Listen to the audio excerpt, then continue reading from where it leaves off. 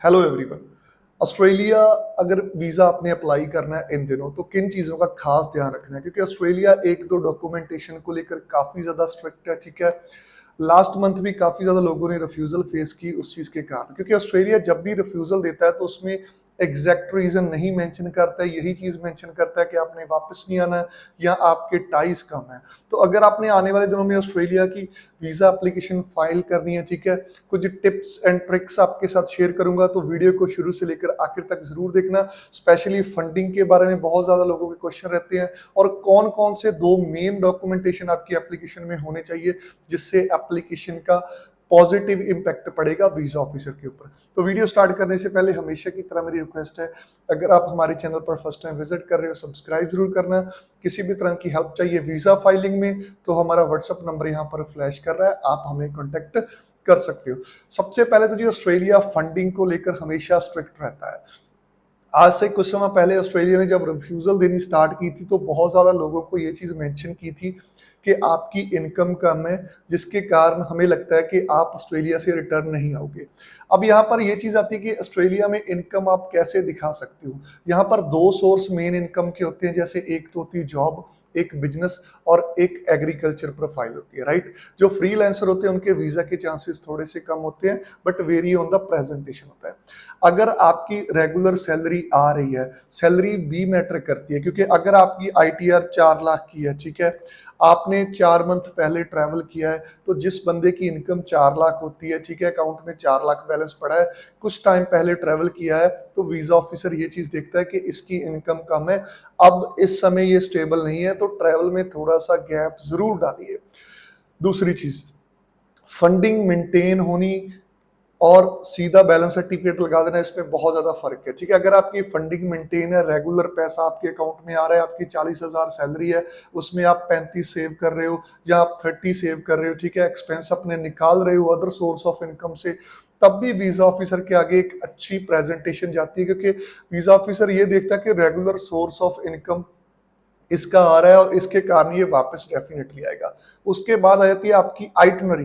Visitor visa में बहुत ज्यादा लोग कहते हैं कि आइटनरी की जरूरत नहीं होती, but as a safer side अगर आप ट्रैवल प्लान लगा दोगे तो उसका कोई नुकसान भी नहीं होगा।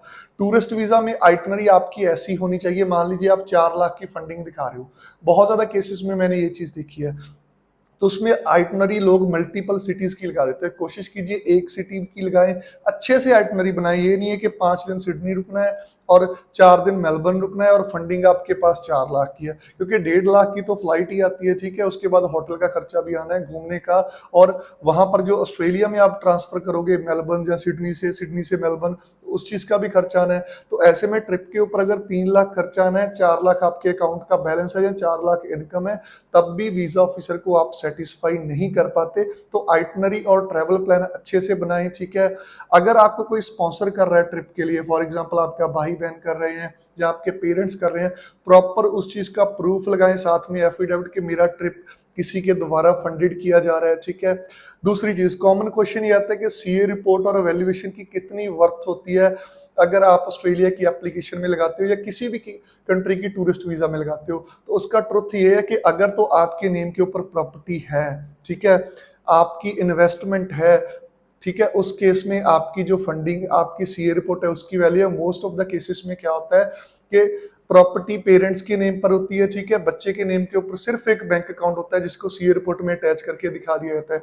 उसने वीजा ऑफिसर ने एसेट्स आपके देखने हैं, ना कि आपके पेरेंट्स के, ठीक है।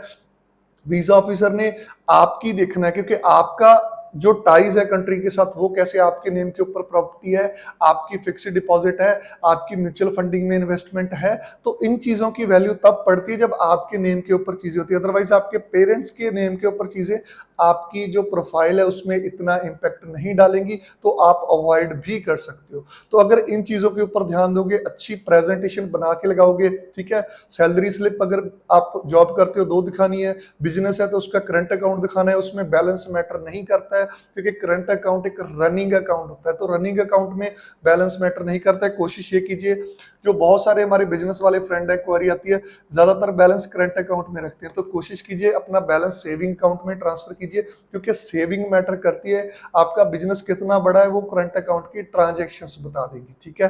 तो ये थी कुछ टिप्स, एप्लीकेशन में यूज जरूर करना। किसी भी तरह की वीजा फाइलिंग में हेल्प चाहिए तो हमारा व्हाट्सएप नंबर यहाँ पर फ्लैश कर रहा है, आप अपना केस डिस्कस कर सकते हो। Thank you.